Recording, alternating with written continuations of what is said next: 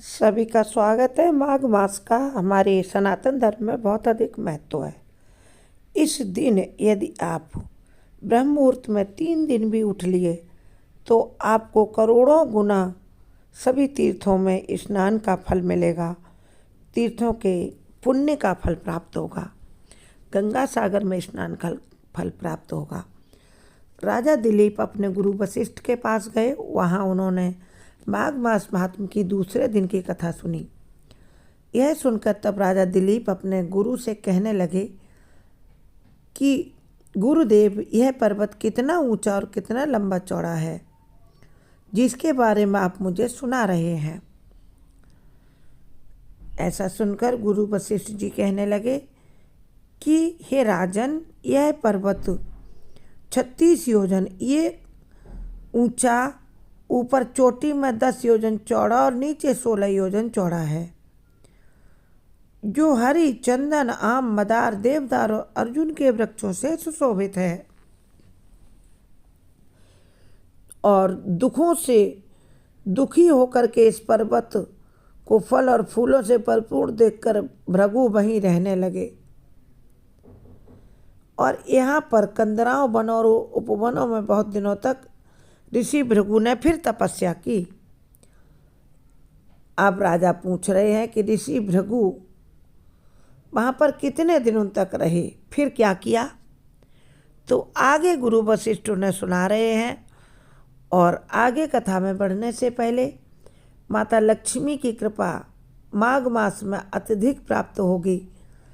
माँ लक्ष्मी के सभी भक्त माता के चरणों में सब्सक्राइब, लाइक समर्पित करके जय माँ लक्ष्मी लिखें और आगे की कथा पूरी सुने, बीच में स्किप न करें।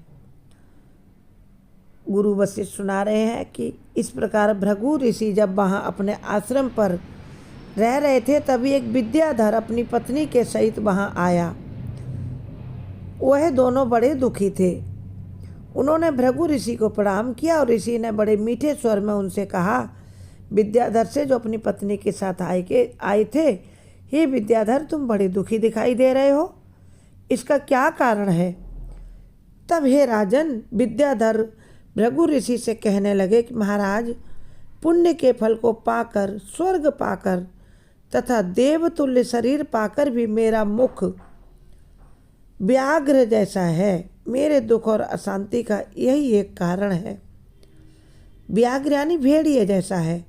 न जाने किस पाप का फल मुझे मिला है। मेरे चित्त की व्याकुलता का दूसरा कोई कारण नहीं है। मेरी पत्नी भी इससे परेशान है। मेरी पत्नी अत्यधिक रूपवती है, मीठा वचन बोलने वाली है, नाचने गाने की कला में अति प्रवीण है, शुद्ध चित्त वाली है, 7 सुरों वाली है मेरी पत्नी। बीड़ा बजाने वाली, जिसने अपने कंठ से गाकर नारद जी को प्रसन्न किया, नाना सुरों के नाद से बीड़ा बजाकर कुबेर को प्रसन्न किया, अनेक प्रकार के नाच ताल से शिवजी महाराज भी अति प्रसन्न होकर रोमांचित हुए। शील, उदारता, रूप तथा यौवन में स्वर्ग की कोई अप्सरा भी मेरी पत्नी जैसी नहीं है। कहाँ ऐसी चंद्रमुखी स्त्री और इतनी गुणवान स्त्री, और कहाँ मैं व्याघ्र जैसे मुख वाला विद्याधर। यही चिंता सदैव मेरे हृदय को सताती रहती है। भृगु ऋषि ने उस विद्याधर के ऐसे वचन सुने तो भृगु ऋषि थोड़ी देर शांत होकर सोचने लगे कि इसका कारण क्या है, इसका व्याघ्र जैसा मुख क्यों है विद्याधर का, और इसका कैसे दुख दूर हो सकता है। क्योंकि संत हृदय नवनीत समाना, कहा कबिन पर कहे न जाना, निज परिताप द्रवय नवनीता, पर दुख द्रवय संत सुपुनीता। भृगु ऋषि उनके विद्याधर के दुख से दुखी हो गए और सोचने लगे। विद्याधर के ऐसे वचन सुनकर तीनों लोकों की भूत, भविष्य और वर्तमान की बात जानने वाले तथा दिव्य दृष्टि वाले भृगु ऋषि कहने लगे विद्याधर से कि हे विद्याधर, कर्म के विचित्र फलों को प्राप्त होकर ज्ञानी पुरुष भी मोह को प्राप्त हो जाते हैं। मक्खी के पैर जितना विष भी प्राण लेने वाला हो जाता है। छोटे छोटे पापों का फल भी अत्यंत दुखदायी हो जाता है। तुमने माघ मास की एकादशी का व्रत करके द्वादशी न आने तक शरीर में तेल लगाया। द्वादशी आई नहीं और तुमने शरीर में तेल लगा लिया। इसी पाप कर्म से व्याग्र हुए। एकादशी के दिन उपवास करके द्वादशी को तेल लगाने से राजा पुरूरवा ने भी कुरूप शरीर पाया था और तब वह अपने कुरूप शरीर को देखकर दुखी होकर हिमालय पर्वत पर देव सरोवर के किनारे पर गए और प्रीतिपूर्वक वहां जाकर उन्होंने उस सरोवर में स्नान किया। और स्नान करने के बाद शुद्ध स्नान कर कुशा के आसन पर बैठकर भगवान कमल नेत्र शंख चक्र गदा पद्म को धारण करने वाले भगवान श्री हरि जो पीताम्बर पहने हैं, वनमाला धारण किए हुए विष्णु का चिंतन करते हुए, श्री हरि का चिंतन करते हुए राजा पुरूरवा ने 3 महीने तक फिर वहाँ रहकर निराहार रहकर भगवान श्री हरि का चिंतन किया। इस प्रकार 7 जन्मों में प्रसन्न होने वाले भगवान श्री हरि राजा के 3 महीने की तपस्या से ही अति प्रसन्न हो गए और भगवान ने अपने शंख के जल से राजा को सिंचित किया और पवित्र किया। भगवान ने उसके तेल लगाने की बात याद दिलाकर सुंदर देवताओं का सा फिर रूप प्रदान किया, जिसको देखकर उर्वशी भी उसको चाहने लगी और राजा कृतकृत्य होकर अपनी पुरी को चला गया।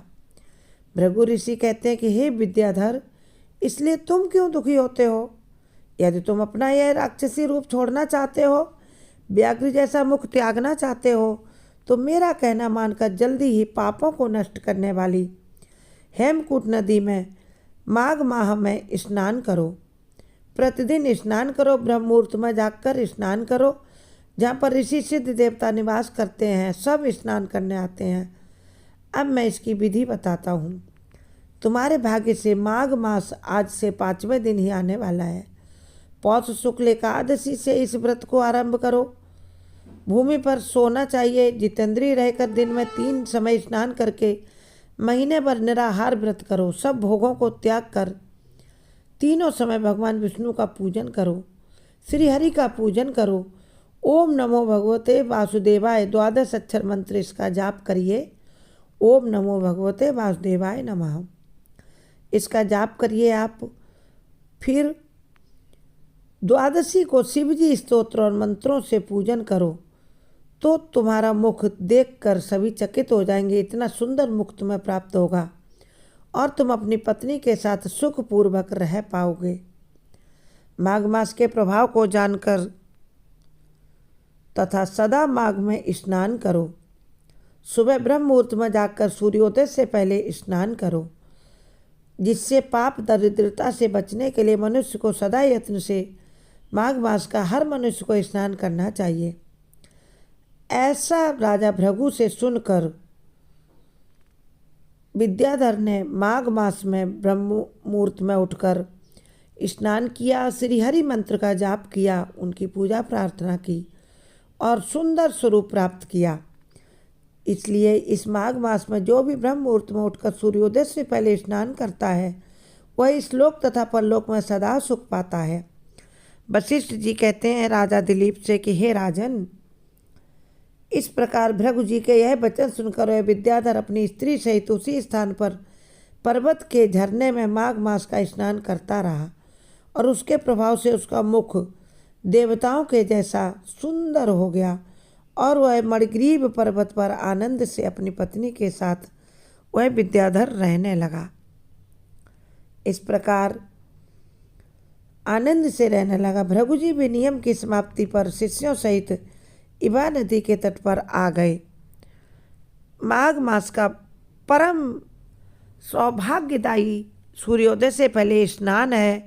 उसके बाद श्री हरि विष्णु की आप पूजा प्रार्थना करें, उनको हल्दी का तिलक लगाएं, अपने माथे पर भी हल्दी का तिलक लगाएं, तुलसी की साधना करें, तुलसी के सामने शाम को प्रतिदिन एक दीपक लगाएं और गुरुवार के दिन एक चुटकी हल्दी डालकर दिया जलाएं। जय माँ लक्ष्मी।